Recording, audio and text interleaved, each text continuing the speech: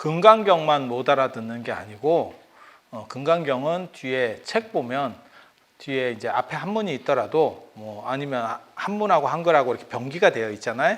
예, 위에는 한문이고 밑에는 한글이고 뭐 이런 식으로 뭐 병기가 여러 방식으로 되어 있어요.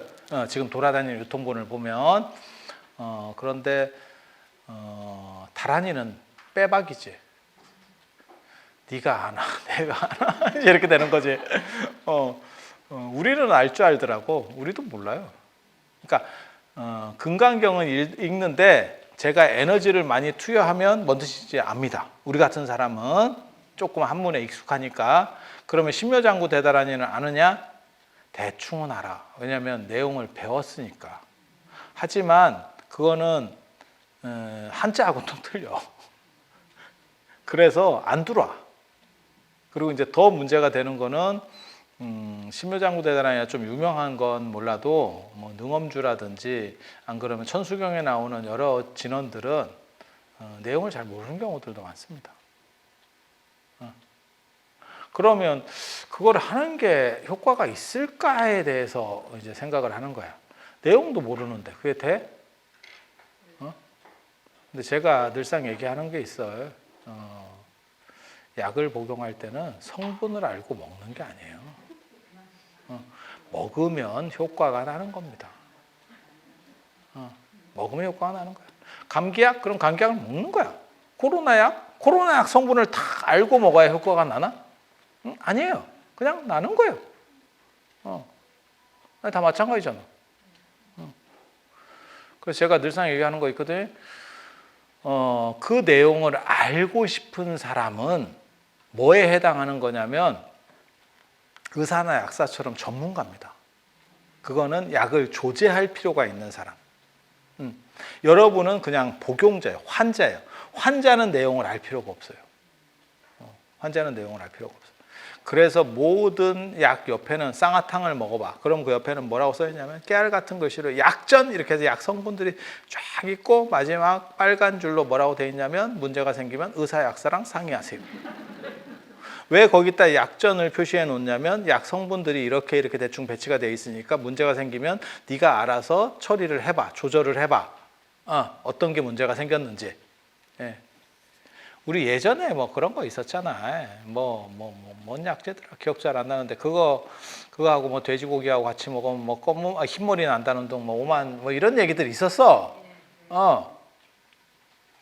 그래서 그런 식으로 뭔가 이렇게 금지식 아니면 그 사람 체질에 안 맞는 뭔가 근데 그래서 문제가 발생하는 경우들도 있을 거 아니에요. 사람 체질은 다 다르니까. 그러면 의사나 약사는 그걸 보고 그 문제를 해결해라 라고 해서 지도를 하나 준 거지. 그 깨알 같은 진짜 한 3포인트 정도나 될까? 2포인트 정도 되나? 잘 보이도 안 해. 여러분들 입장에서는 까만 건 글씨고 하얀 건 종이도 아니고 아예 아무것도 안 보여. 아무것도 안 보여. 이게 글씨가 있나 없나 할 정도로 안 보여. 그러면 정상. 그러면 내용을 모르니까 안 먹느냐? 아니죠. 먹으면 나.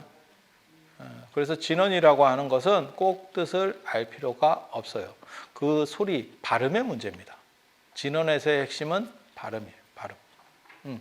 그래서 그 발음들이 온전하냐?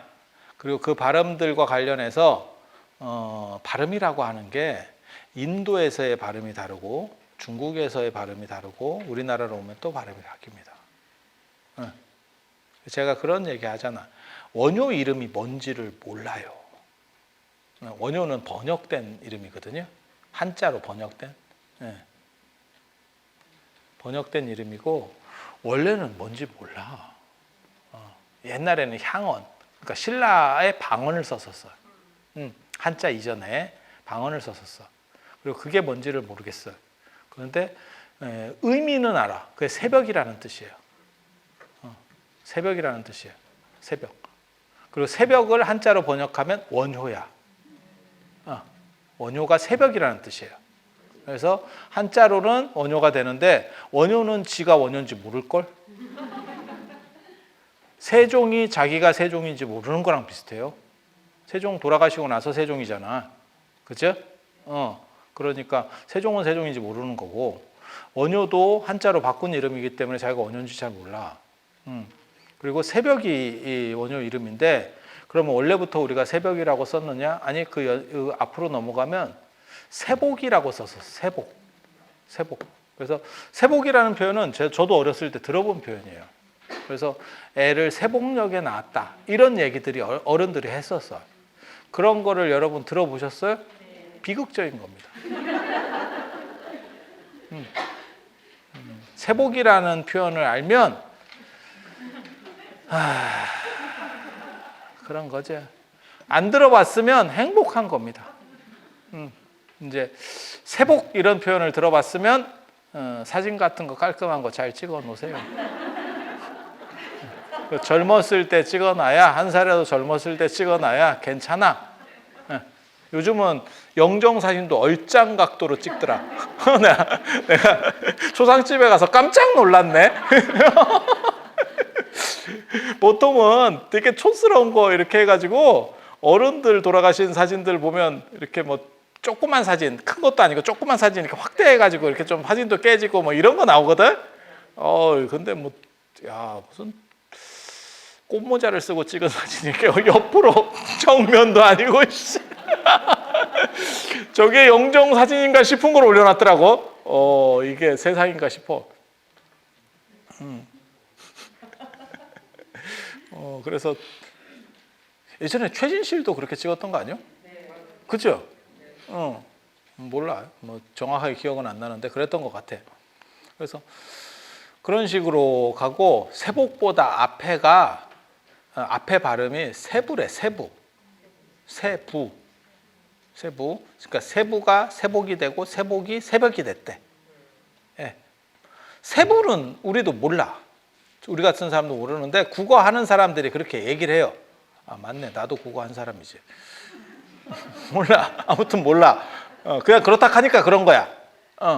그런데 문제는 이 세부보다 아마 한 4대 단계 앞에 쪽이 원효시대 발음일 거야. 왜냐하면 원효가 벌써 한 1400년 전 사람이니까 그 앞에 발음들이 있었겠지. 그래서 이 발음의 정당성 문제가 이 진원에는 언제나 존재한다라고 보시면 돼요. 그래서 인도 사람들은 뭐라고 자꾸 얘기를 하냐면 인도 쪽 불교한 사람들이 대부분 그런 얘기를 해요. 발음의 정당성은 본토가 가지고 있는 거 아니냐? 이렇게 얘기해.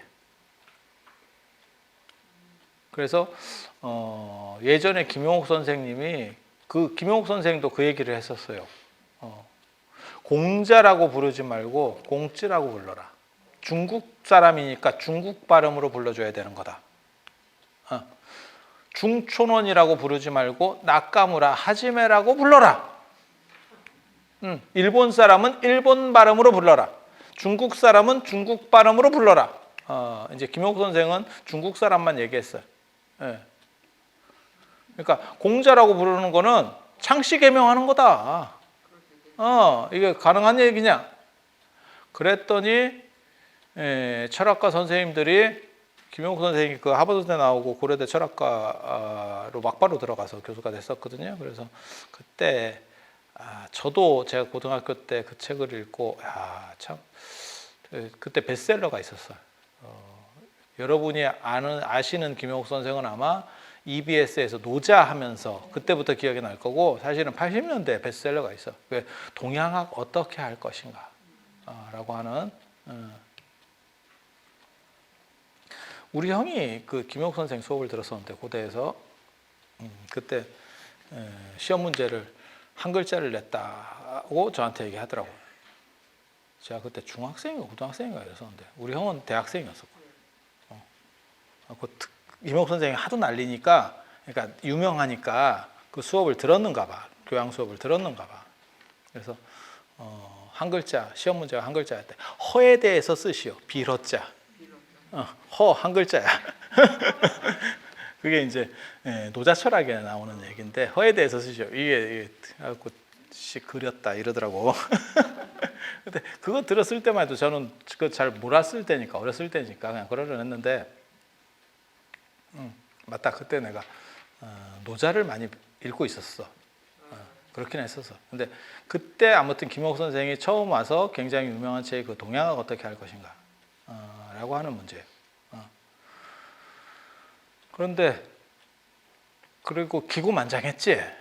이제 하버드도 귀에 뜰 때고, 귀에 쓸 때고, 김옥 선생님 정도만 해도 연세가 많을 때니까 그때 하버드 나온 사람이 별로 없어요. 지금은 이제 많을 때고, 경기가 풀린 뒤로는 돈이 있으니까 가기가 쉬웠던 때고, 그때는 가기가 어려울 때거든. 네. 아니, 그렇잖아요. 우리가 외국 나가기가 자유롭게 된 게 올림픽 끝나고일 거예요. 제 기억에는. 그 전에는 정신교육 받고 외국 나갔어. 외국 나가려면 며칠씩 정신교육을 받았다니까. 가가지고 집체교육 받고. 아, 맞아요. 그것도 그냥 갈 수 있는 게 아니고 초청장 있어야 되고 사업차 뭐 이런 식으로 해서 가야 돼. 일반인은 잘 못 나갔어. 올림픽 끝나고 이제 풀리기 시작한다고요. 아, 맞아요. 잘 기억해 봐. 그것도 벌써 30년 이전 얘기야. 겁나 오래된 얘기 하고 있는 거예요 지금. 그런데 김용옥 선생이 공자라고 하지 말고 콩쯔라고 불러라, 중국 발음으로 불러줘라 라고 했을 때 철학가 선생님들이 지랄하고 자빠졌네 이런 반응이 나왔어. 이런 반응이 나왔어. 그게 굉장히 놀랐거든. 공자 발음이 뭔지 모릅니다. 공자 발음이 뭔지 몰라. 그런데 확실한 건 지금 현대의 중국 발음보다 우리 한자 발음 공자가 더 오래된 발음이에요. 놀랍게도. 놀랍게도. 이유가 뭐냐면 우리는 한자가 전파된 지역이기 때문에 전파된 지역의 발음들이 더 잘 안 변합니다. 원 발음이냐? 그건 아니야. 그러니까 2500년 전에 공자 시대에 공자라고 불렀는데 그건 알 수가 없어요. 이 발음의 문제는 한자는 그거 아세요 혹시? 전 세계적으로 2000년 전 문헌을 그냥 읽을 수 있는 게 한자예요. 전 세계 어느 나라도 2000년 전 문헌을 못 읽어. 지네 나라 문자라도 못 읽어. 다 바뀐 거예요. 근데 한자는 2000년 전 문헌도 읽을 수 있어. 되게 재밌어. 그러면 발음이 똑같으냐 2000년 전이냐? 그건 아니야. 발음은 계속 바뀌어. 발음은 계속 바뀌어. 그래서 뭐라고 얘기하는 거냐면 본토보다 전파된 지역은 보수성을 더 갖는다고 얘기하는 겁니다. 그래서 제가 얘기하잖아요. 한국말을 쓰는 4개의 집단이 있다. 현재 한국말을 쓰는 4개의 집단이 있다. 하나는 남한, 하나는 북한, 하나는 연변 조선족, 또 하나는 그냥 외국 사람들, 외국 사람들, 그냥 어중이 떠중이. 예. 그 중에서 언어가 제일 빨리 변하는 데가 어디냐? 서울입니다. 서울입니다. 그리고 얼마나 빨리 변했는지를 알 수 있냐면 북한말하고 한국말하고 변화 속도를 보면 남한이 훨씬 빨리 변한 걸 알 수 있습니다. 그래서 제가 그런 얘기 한다니까요. 만약에 한국 발음의 원형을 찾고 싶다면 나중에는 연변에 가서 찾아야 될 거다. 연변은 우리가 듣기에는 굉장히 거친 발음들을 저 사람들이 하고 있지만 우리가 안 쓰던 발음들이 거기서 나온다니까요. 우리는 벌써 잊은 발음들. 아니, 맞아요. 그리고 남한이 북한보다 훨씬 빨리 바뀌는 거는 지금은 스마트폰 때문에 그렇지. 문자 넣으면서 이 말들이 엄청나게 바뀌었거든. 예. 아니, 그렇잖아요. 그래서 젊은 사람이 쓰는 말과 연세 드신 분들이 쓰는 말이 안 통합니다. 아니, 맞아. 그거는 문자 넣어보면 이미 나와. 그래서 그런 식으로 생각을 해보면 전파된 지역이니까 타당성이 없다가 아니고 전파된 지역이 오히려 오랜 타당성을 가질 수 있다가 있어요. 이건 굉장히 재밌는 거예요. 제가 이거를 주장을 하는데 딴 사람들은 뭐 쌉소리들을 해. 또 뭐 아니다 어쩌다 저쩌다 해. 예. 그런데 문자는 본토가 정당성을 가질 수 있는데 발음은 의외로 다른 데가 정당성을 가지는 경우들도 많이 있어요. 불교도 마찬가지예요. 이런 진언들도 우리는 뜻을 모르기 때문에 못 바꿔요, 발음을. 그냥 앞에 사람이 한 걸 그대로만 하는 거야. 그냥 앵무새 같이. 뜻도 모르고 계속 하는 거야. 뜻 아는 놈이 바꿉니다. 뜻 아는 놈이 바꿔. 한국 사람이 한국말을 문법과 관련 없이 대낮 때나 쓰는 게 한국 사람이에요. 외국인이 한국말을 배우잖아? 문법으로 해요. 되게 재밌어. 한문을 본토 사람보다 더 잘하는 사람 중에 그 얘기 있었어. 옛날에 모로아시라고 하는 대하나 사전 만든 사람이 일본 사람인데 그 사람이 한문을 중국 사람보다 더 잘해. 중국 사람보다 더 잘해. 진짜 더 잘 알아. 그런데 한 가지 문제는 뭐냐면 이 사람은 어떤 형식에 막혀 있어. 그러니까 한자는 이래야 된다라는 형식이 있어. 그게 본토 사람이 아니기 때문에 나타나는 현상 중에 하나예요. 우리도 마찬가지거든. 우리가 만약에 영어를 쓴다거나 이렇게 되면 어떻게 해야 된다라는 형식이 있어. 한국말은 그냥 던지는 거요. 문법이 없다니까. 같은 한국 사람들 안에서는. 그래서 영어 논문 같은 거 쓸 때 되게 재밌어요. 우리나라에 그거 있잖아. 뭐 SCI급 이렇게 해가지고 외국에 이렇게 등재지에다가 등재하고 이런 문화가 있거든요. 저 논문 같은 거를 KCI라고 해갖고 한국 안에서 한국연구재단이 관리하는 논문 등재 채널이 있고, 그다음에 외국에서 알아주는 뭐 SCI급 해갖고 뉴스 같은 데도 나오잖아. 근데 거기서는 사람들 생각으로는 잘 모르시는 분들이 무슨 생각하냐면 SCI가 더 어려운 거 아닙니까? 라고 생각하지만 실제로 안 그래요. 왜? 내가 예를 들어서 원효 갖고 논문을 썼어. 외국 놈이 알겠어? 심사를 하겠어? 아니 생각을 해봐. 원효 아는 놈이 몇 놈이나 되겠어, 전 세계에서. 내가 미국에 그 논문을 보냈어. 지가 뭘 알아? 그럼 내가 미국 거 가지고 미국 놈한테 논문을 써서 보낼 것 같아? 내가 미쳤어? 진울 갖고 썼어. 자, 보조국사 진울. 그래, 네가 알아봐야 뭐 할 거요? 되게 재밌는 게 이렇게 SCI급을 하려면 꼭 진짜 두 종류 사람만 통과합니다. 두 종류 사람만 통과합니다. 그러니까 논문을 잘 썼냐가 관건이 아니에요. 뭐하고 똑같은 거냐면 지금 하버드나 메이저 대학의 대학을 들어가, 미국에 그런 대학에 들어간다는 게 전에도 얘기했잖아요. 공부를 잘해서 들어가는 게 아니고 외국인이 들어갈 때는 돈이 있느냐? 로 판명이 나, 대부분. 형편이 괜찮냐?가 제일 관건이야. 제일 관건. 그래서 제가 재벌집 아들들이 대부분 미국 동부의 메이저 학교를 나온다 이런 얘기를 했잖아. 그럼 걔네들이 다 재벌집 아들들이 애들이 공부를 다 잘하느냐? 그렇지 않지. 똑같겠지. 뭔 공부를 잘하겠어. 그래서 그렇게 생각을 하시면 되고, 그 다음에 SCI급의 논문을 등재한다라고 하려면 두 종류가 가능해요. 하나는 외국에서 유학생활을 오래 하는 사람, 아니면 외국에 유학생활을 하고 있는 사람이 낀 팀을 짜는 거야. 팀을. 이유가 뭐냐면 뭐 서울대 나오고 그런 애들 다 떨어집니다. 영어로 논문 쓰면. 왜? 걔네가 영어를 아는 것 같아도 걔네식의 영어가 아니야. 이해가 됩니까? 그러니까 외국인이 한국말을 되게 잘해. 그래도 우리가 볼 때는 외국인이야. 멋들어온 거야. 자, 진울 가지고 미국의 철학자가 진울 논문을 받았어. 심사를 해야 돼. 진울이 누군지 잘 몰라. 막말로 얘기해서. 그럼 어떻게 되느냐? 이 언어가 매끄러우냐를 봐버리는 거예요. 그렇게 심사가 들어간다. 그러니까 이공계 쪽은 사실은 데이터로만 하기 때문에 그게 크게 어렵지 않고, 인문대 쪽은 거기 가 있는 애를 하나 포섭하거나 지금 유학하고 있는 애를 포섭하거나, 그래서 팀 작업을 들어가거나,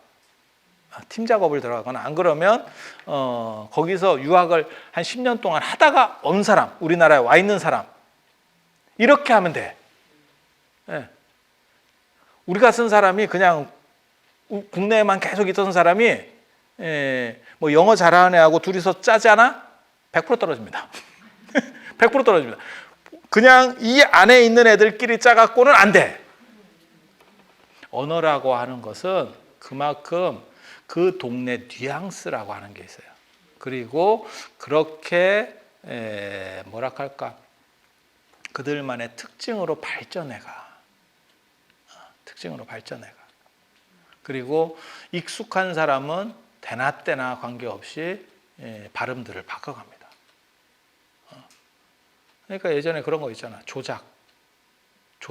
조작이라는 단어를 주작이라고 요즘 애들이 쓰고 주작한다 이렇게.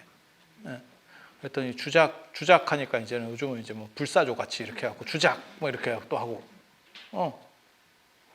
호구하다가 호갱이라는 말도 만들어내고 다 그게 요즘 만들어내는 얘기잖아요. 여러분들이 아는 얘기는 뭐 따봉 이런 거밖에 없잖아. 따봉 사기 사건 아십니까? 캘리포니아 델몬트 오렌지 최고로 좋은 오렌지를 그 브라질인가 그래서 이런 오렌지가 결정됐을 때 따봉 이거 막 박수 치고 막 이런 거 그 CF 카피로 유명했었잖아요. 되게 그죠?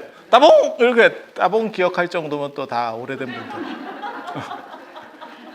그게 두 가지 재밌는 사건으로 기억이 돼요. 따봉은 전 국민이 그때 그 CF가 얼마나 충격을 줬는지 전 국민이 유행을 해가지고 그게 유행어가 됐어.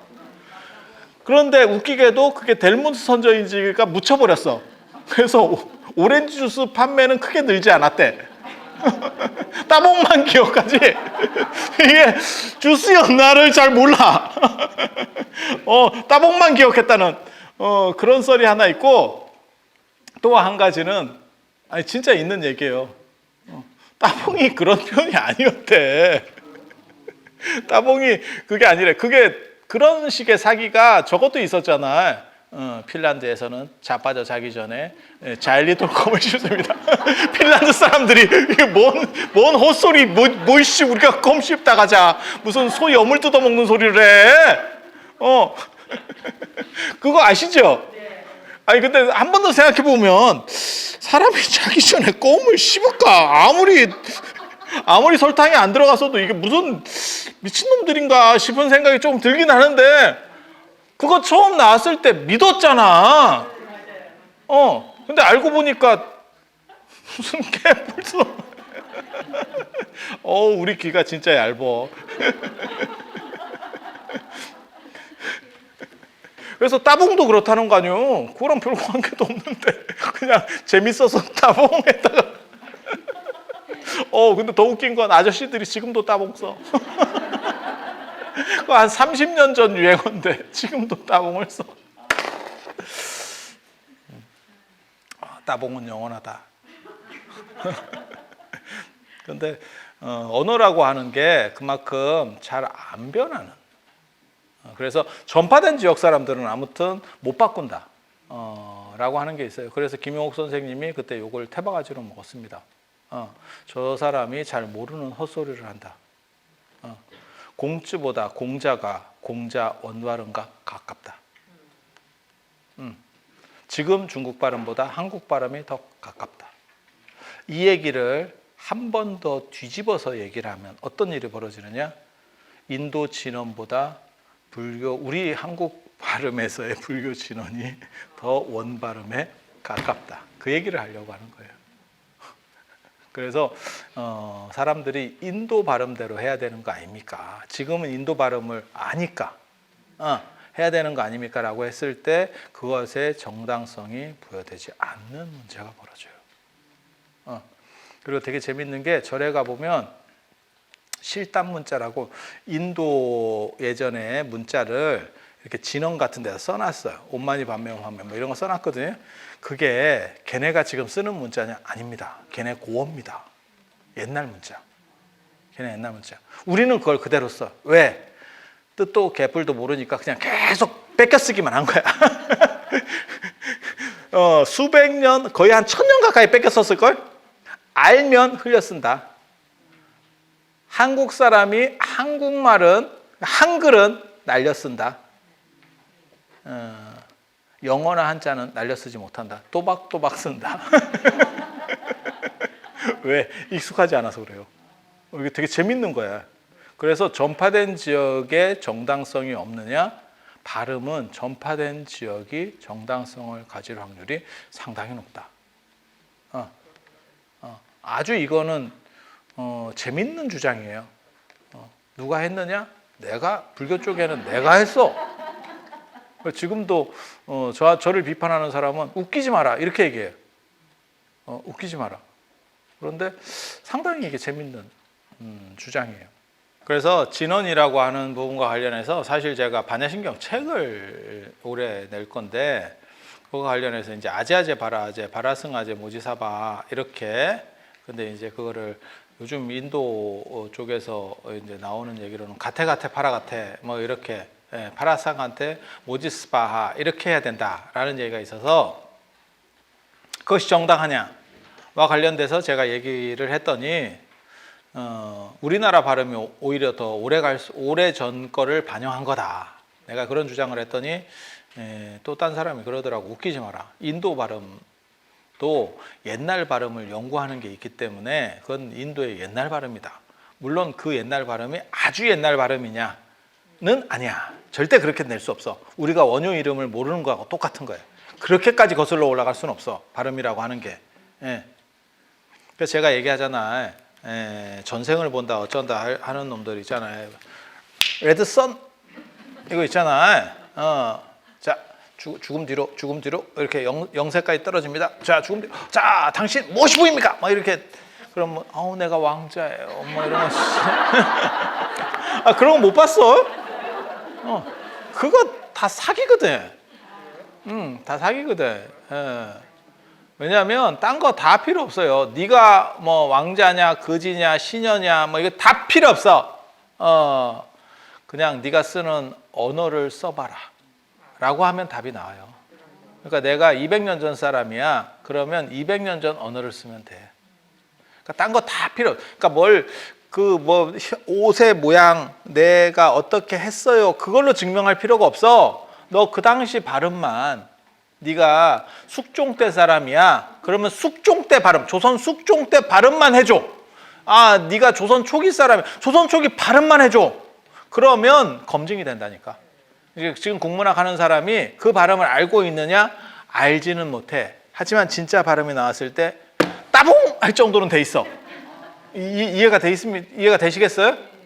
그 정도 검토는 할 수 있다고. 진짜인데. 그리고 진짜 머리 좋은 놈 아니면 그 발음들을 다 연결시킬 수 없어. 그러니까 옛날 발음을 그러니까 지어내서는 이게 멋스럽게 돌아간다고. 그거 아세요?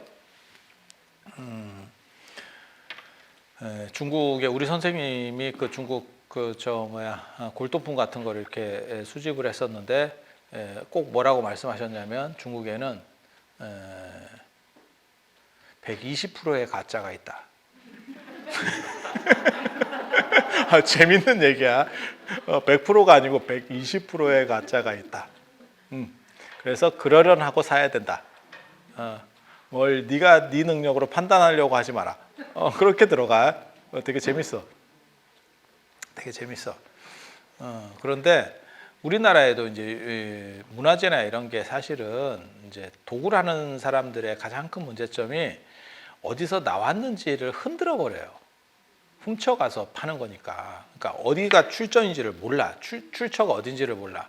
근데 그 출처가 굉장히 중요합니다. 출처가 나와야 그것이 그 당시 건지를 알 수 있어. 그러니까 이런 종이 유물 같은 경우는 이게 예를 들어서 오래되면 흔적들이 사가가기 때문에 이런 거는 그냥 물건만 봐도 알아. 시대를 구분할 수 있다고. 근데 이런 금속이잖아요. 경기 끝입니다.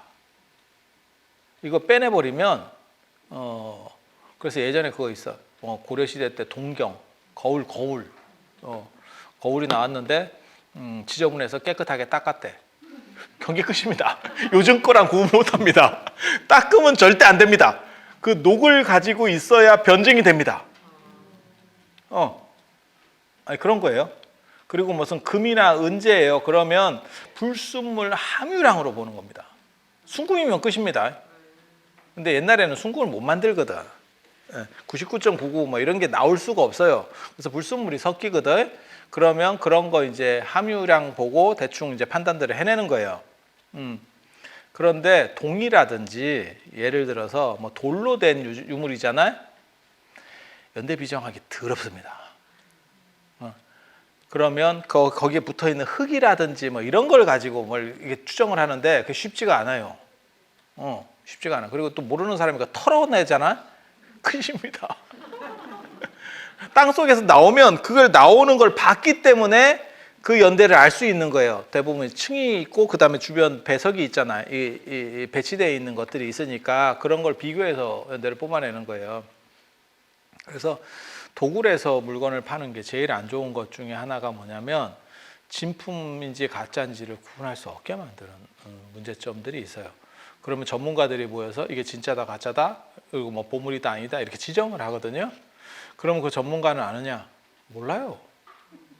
까놓고 얘기해서 그냥 여러 가지 비슷한 시대의 물건들을 본 그 누적된 지식을 가지고 형태적인 판단, 내용적인 판단, 그 다음에 유물의 연대적인 판단을 해내는 것뿐입니다. 그러면 그게 얼마나 정당성이 있느냐? 그렇지 않아요. 생각보다 그렇지 않습니다. 네가 어떻게 하느냐? 문화재 전문위원이잖아. 아니에요. 그렇게까지 잘 안 돼. 그러니까 뻔한 유물은 쉽게 돼. 많이 본 거니까. 특수한 유물이 나왔어. 애매합니다. 비교 대상이 별로 없어. 이게 야, 이거 어떡하지? 이렇게 되는 거예요. 그래서 예전에 그거 있어요. 인더스 문명과 관련해서 인더스 문명에서 인장들, 도장, 흙으로 된 도장들이 나오는데 그때 영국이 인도를 지배할 때 그때 인더스 문명 그쪽에 모헨조다로 하라파 그 동네에 영국인 교사가 있었대. 그 사람이 심심해서 애들한테 그 흙으로다가 그 인장 만드는 걸 가르쳐 줬다는 거예요. 심심해서 그 비슷하게 이제 만들어서 뭐 기념품 같이 팔고 뭐 이런 걸 했다는 거예요. 벌써 그게 100년도 훨씬 지난 얘기입니다. 그리고 그때 만들어진 것들이 지금 땅 속에서 다시 나오면 구분이 잘 안 돼.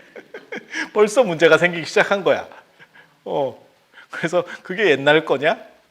그때 만든 거냐? 이 문제가들이 터지기 시작하는 거예요. 그리고 되게 재밌는 거는 문화재나 이런 거는 가짜로 만들 때 전문가가 개입을 해버리면 굉장히 힘들어집니다. 왜? 가짜를 만들어도 그 사람이 전문 지식이 없으면 실수를 범해요. 이게 이제 금강저인데 금강저를 만들 때 어떤 형식들이 들어가야 돼라고 하는 건데 일반인이 만들면 그냥 눈대중으로 만들기 때문에 오류가 범해진다고. 근데 전문가가 만들면 그 사람들이 검토할 만한 내용들에서 문제가 없도록 그거를 다 처리를 해버려요. 이해가 됩니까? 이 사람들이 분명히 요거를 가지고 판단할 거야라고 자기도 전문가이기 때문에 생각을 하는 거야. 그래서 그 부분에서 문제가 없도록 만들어요. 그러니까 도자기 같은 게 좀 오래된 게 나왔어. 그러면 대부분 도자기는 굽을 봅니다. 굽. 요 밑에 층 맨 밑에 그게 두껍냐 얇으냐 뭐 이런 걸로 이제 구분들을 하거든요. 연대 구분을 하거든요. 그거를 정확하게 그 양식에 맞춰서 연대에 맞는 거를 달아버리면 해결이 잘 안 됩니다. 그리고 오래된 거는 어떻게 변색이 된다? 그러면 약품을 쓰고 땅 속에 묻어버려요. 그래서 몇십 년 뒤에 꺼내버립니다. 그래서 더 이상 구분할 수 없을 정도로까지 만들어서 돌려버리면 사실 판단하기 굉장히 어렵습니다. 그나마 도자기 같은 건 좀 쉬운 거고 금속 유물이나 이런 것들은 그래서 뭐 계속 지금 논란이 되는 것들이 있죠. 증도가짜, 뭐 세계 최초의 금속활자라고 그분들은 주장을 하는 거야. 들어보셨어요? 금속활자 중에서 증도가짜, 그러니까 증도가라고 하는 영가 현각 스님이 쓴 증도가라고 하는 글이 있어. 그 글을 찍어낸 금속활자가 증도가를 찍어낸 활자야. 그래서 그걸 증도가짜라고 해. 근데 그거를 내용이 제가 정확한지 저도 잘 모르겠는데 그냥 제 단편적인 기억으로만 기억하면 그 좀 된 사건이라서 저도 정확한 기억인지는 정확하게 잘 모르겠는데 북한에서 어디서 빼온 거예요. 북한에서 문화재가 많이 나옵니다. 단동 쪽으로 나오거든요. 북한이 가난하니까 문화재가 나오는 경우들이 많아. 제가 저 동남아나 이런 데 처음 갔을 때도 불상이나 인도도 제가 처음 갔을 때 그런 물건들이 좀 있었어요. 사람들은 그걸 가짜라고 생각하더라고. 근데 저는 가짜가 아니라고 생각했거든요. 불상이나 이런 거를 목을 잘라서 갖고 와서 팔아요. 왜냐하면 몸까지는 다 갖고 오기가 어려우니까. 그러니까 목만 이렇게 그냥 돌덩이 같은 걸로 두드리면 이게 부러지거든요. 목이 약하니까. 그러면 요거는 상품성이 있어. 그렇게 해서 얼마 이제 이렇게 팔거든. 근데 사람들은 그걸 가짜라고 생각하는 거야. 근데 파는 애들을 보면 어린 애들이거든. 그 사람이 가짜라고 생각하는 이유는 어린애고 싸니까. 근데 한 번만 더 생각해봐. 어린애고 싸게 팔기 때문에 진짜야. 왜? 아니, 가짜로 만들잖아.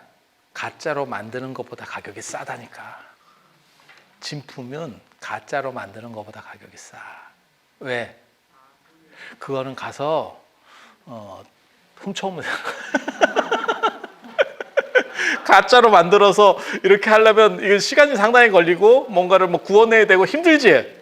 저거는 그냥 가가지고 사람 없을 때 해갖고 그냥 들고 튀면 돼. 그래 팔면 돼. 그리고 걔네는 판로가 정해져 있지 않거든. 그러니까 몇 푼이라도 받고 넘기면 돼. 중국에서도 그런 일이 있어요. 서안이 예전에 장안이거든요. 이제 요즘은 서부대 개발하면서 그쪽이 굉장히 많이 그러니까는 예전에는 거기가 요충지였었어요. 굉장히 서안 낙양 쪽이 그러니까 장안 낙양이 서안이 12조 고도, 그다음에 장안이 9조 고도거든요. 그러니까 12개 왕조, 그다음에 9개 왕조의 수도야. 최고의 대단한 중국에서 우리식으로 하면 경주입니다. 우리식으로 하면 경주. 그리고 장안 같은 경우가 비정통 왕조가이시면 16개, 17개 왕조의 수도예요. 장안이 굉장히 중요한 데거든요. 근데 거기가 어디냐면 내륙의 중앙이에요. 우리식으로 말하면 충청도쯤에 해당합니다. 충청북도가 해안선이 없죠. 도중에는. 거기를 딱 잡으면 치고 나가기가 굉장히 좋다는 거예요. 그래서 예전에는 그런 데를 요충지로 봤어.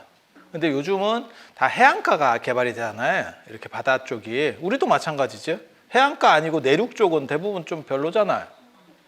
발전하기가 쉽지가 않죠. 물류 유통 때문에.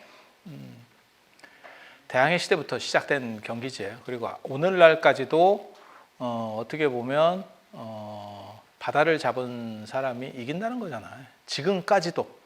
앞으로는 항공이 얼마나 더 발전할지는 모르지만 항공으로 수송할 수 있는 것은 한계가 있기 때문에 배하고는 비교가 안 됐대. 떡대도 차이가 크고 그다음에 비용 자체가 이게 뭐 그냥 생각해봐도 그렇지. 비행기가 좋기는 하지만 비싸지.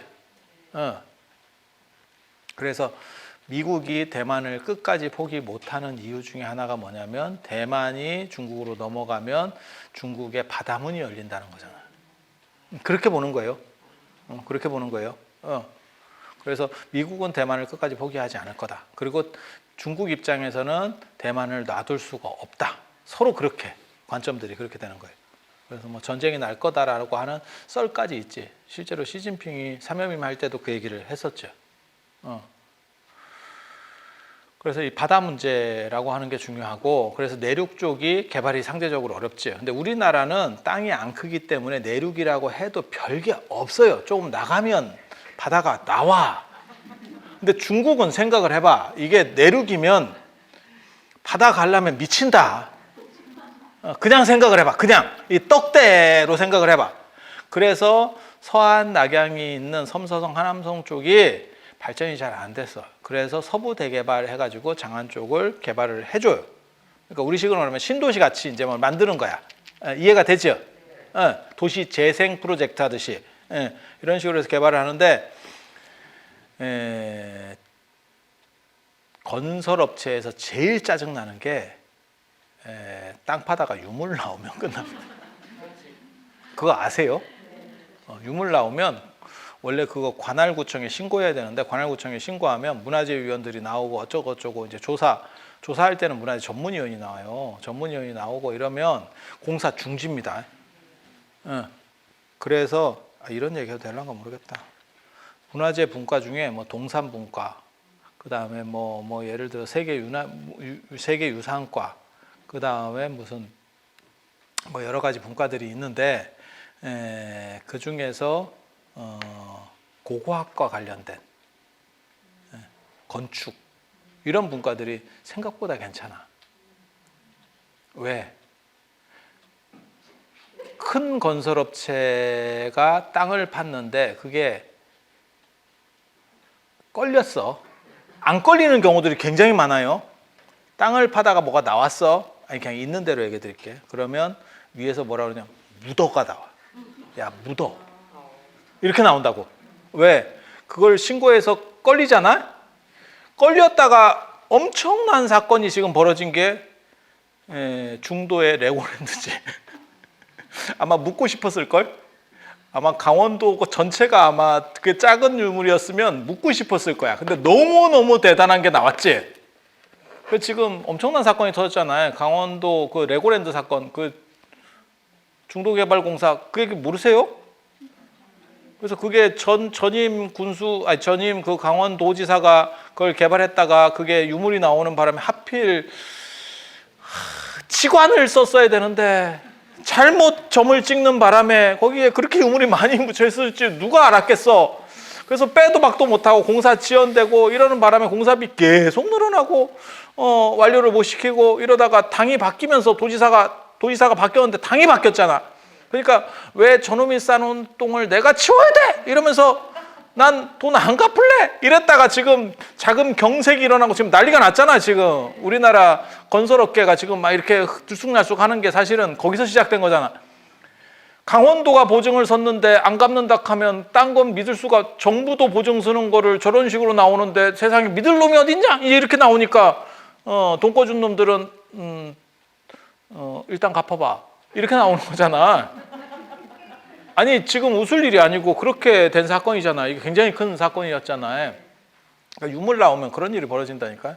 그러니까 아파트 짓다가도 뭐 하나 터지거나 대형 상가 같은 거 짓다가 저런 거 하나 나오잖아요. 그러면 저기도 있던데 서울에 그 제가 조계사 옆에 이렇게 가보면 거기는 1층을 아예 이렇게 들어가지고 거기서 유물이 다 보이게 해놓고 2, 3, 4층 그 위로다가 쭉 개발을 해놨어요.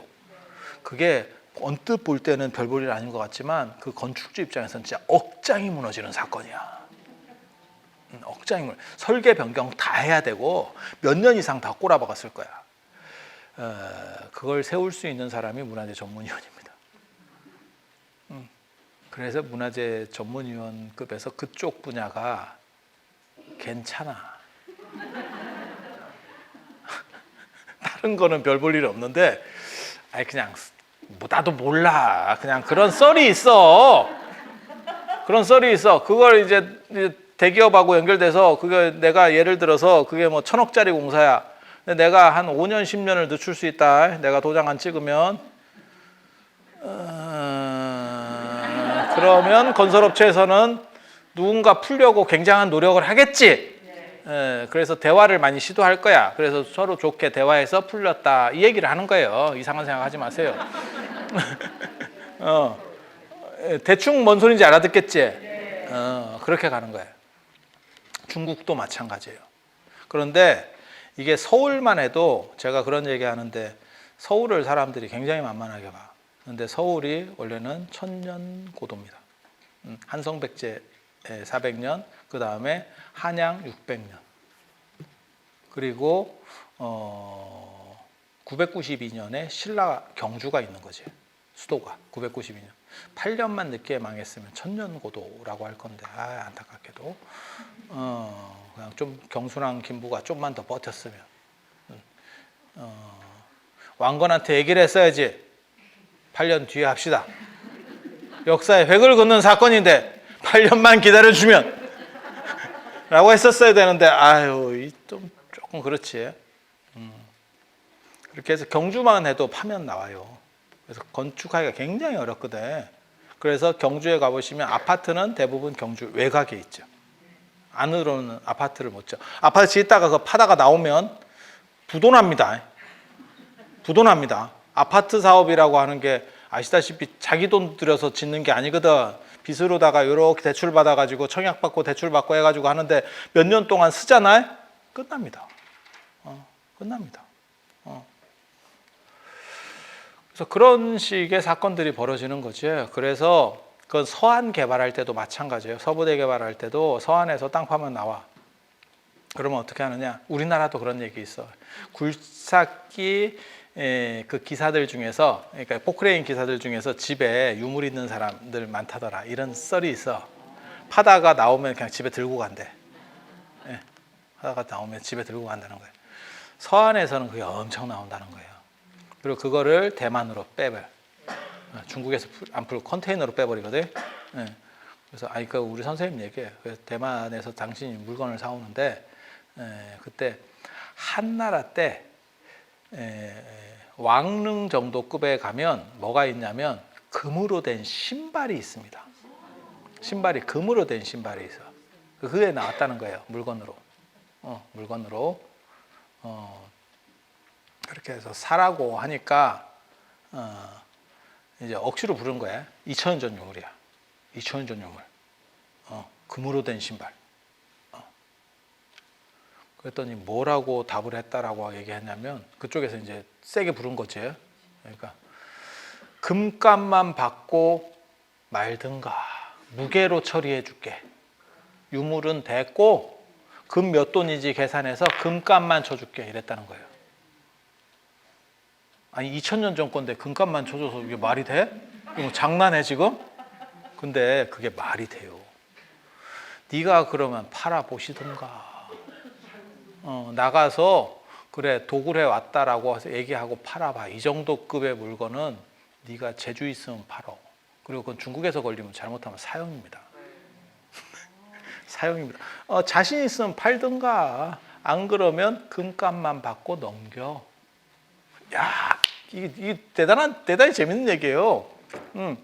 그래서 실제로 아마 그런 물건 나오면 아마 녹여서 파는 경우 상당히 많았을 겁니다.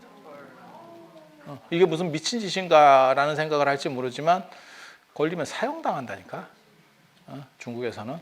그래서 그런 일들도 있어요. 이게 되게 재밌어. 되게 재밌어. 이게 문화재라고 하는 게 여러분 생각하고 달라. 여러분 생각하고 달라. 그래서 언뜻 생각하기에는 진품이 그 진품에서 나오는 아우라라든가 이런 가치, 근데 도굴되면 이게 굉장히 복잡해집니다. 굉장히 복잡해집니다. 그리고 이 진원과 관련돼서는 지금 어차피 진원 얘기를 하니까 인도 발음이 맞느냐, 우리식 발음이 맞느냐. 인도 문자는 우리나라에 있는 게 더 오래된 문자예요. 그건 100%입니다. 그리고 발음도 저는 우리식 발음이 더 오래됐다고 생각하는 사람이거든요. 근데 그걸 반대하는 사람도 있어. 근데 되게 재밌는 건 조선 초기에 한자만 있으면 발음을 몰라. 그걸 아제아제로 읽었는지 뭐로 읽었는지 알게 뭐야.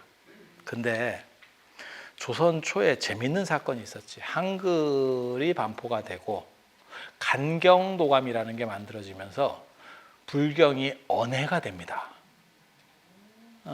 세조 그다음에 그게 이제 그 신미, 뭐 한글을 창제한 게 신미 아니냐라고 하는 그 신미가 주도한 불전 언해가 이루어져요.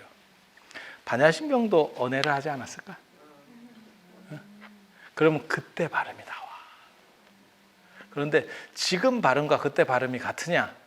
또 달라요. 야, 이게 재밌다고. 그래서 그러면 고려시대 때 발음을 알 수 있냐? 그거는 모르겠어요. 그거는 모르겠어요. 근데 한글로 기록된 예전 발음들을 보면 지금 발음하고는 또 약간 달라.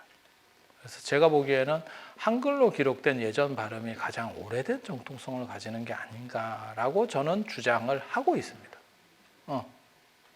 그리고 인도 발음 같은 경우는 옛날식으로 올라가서 발음 얘기를 해도 사실은 발음이라고 하는 게 녹음을 해놓을 수 있는 상황이 아니면 발음의 변화를 체크하기가 굉장히 어려워요. 그래서 두 가지가 전례가 잘 안 돼. 인간의 언어에서의 발음, 그 다음에 노래에서의 곡입니다. 곡. 가사는 전래가 잘 돼. 근데 곡은 우리가 생각하는 그 오선지 그리는 거 있잖아요. 그게 나오기 전까지는 곡 그리기가 굉장히 어려웠습니다. 곡을 전파하는 게 굉장히 어려웠어요. 그래서 공자가 제가 그런 얘기 하잖아요.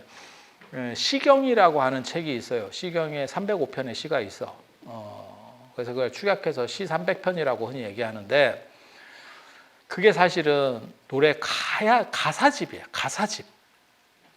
가사만 남은 거야. 그럼 곡은 어떻게 하느냐? 그 가사는 있고 곡은 입에서 입으로 전수를 해줘.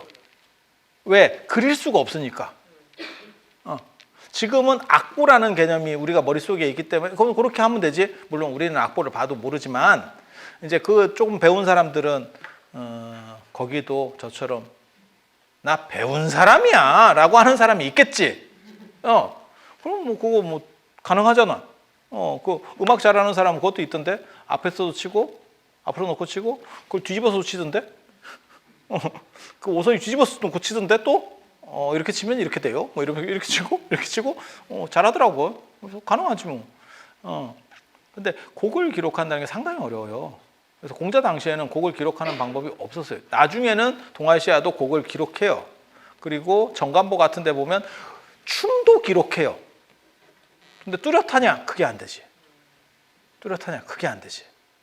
만약에 동아시아에 뚜렷하게 곡이나 춤을 기록하는 방식들이 있었다면 우리가 오선지를 쓸 필요가 없지. 우리 거 썼겠지.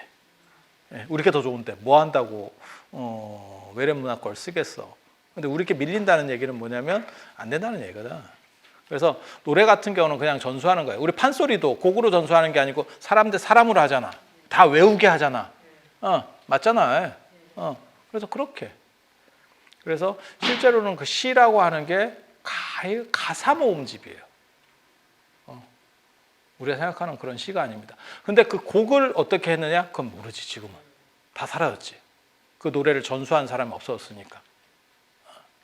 그래서 이게 음악에서의 곡하고 요거 두 가지는 굉장히 요 발음의 문제는 점수대기가 굉장히 어려운 거예요.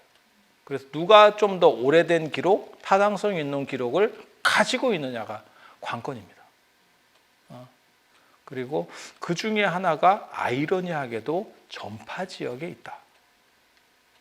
그래서 저는 우리나라 발음이 상당히 가능성이 있다. 그리고 진어는 다 발음과 관련돼요. 내용과 관련되는 게 아니고 발음과 관련돼요. 그래서 우리나라 진언이야말로 최강의 진언이 아닐까라는 생각을 한번 해봅니다. 그리고 요 마지막 요거 지난 시간에 잠깐 얘기하다가 지난 시간에도 얘기를 했었지. 얘기하다 만 건 아니고 59쪽 봐보세요. 중요한 진언 해서 제가 정리를 해놨죠. 반야신경 진언. 내용도 여기다 제가 다 써놨어요. 그 다음에 육자 대명왕 진언. 진언 중에 센 거 뭐냐라고 하면 이렇게 얘기를 하는 거예요. 반야신경 진언, 육자 대명왕 진언, 그 다음에 신묘장구 대다라니, 수능엄 신주, 관자재보살 여의룬주, 관세음보살 모다라니, 불설 소재길상 다라니. 이렇게 해서 이게 이제 사대주. 사다라니. 그 다음에 요즘 들어서 하는 진언들이 비로자나 진언, 그 다음에 춘부다라니, 광명진언. 이건 요즘 들어서 하는 이런 진언들이 있다더라 라는 정도 이해하시면 되겠고, 그리고 책에는 이런 진언들이 어떤 내용이다라고 하는 것도 써놨지만 오늘은 읽어드릴 시간이 없는 거로 이상하고, 그럼 다음 시간에 하느냐? 다음 시간에도 안 할 거예요. 왜? 알고 싶으면 책 사. 59쪽 봐. 그래서 다음 시간에는 60쪽 절 기도하는 방법, 그 다음에 참회 기도하는 방법, 뭐 이런 내용들 이어서 할 수 있도록 그렇게 하겠습니다. 자, 들어서 감사합니다.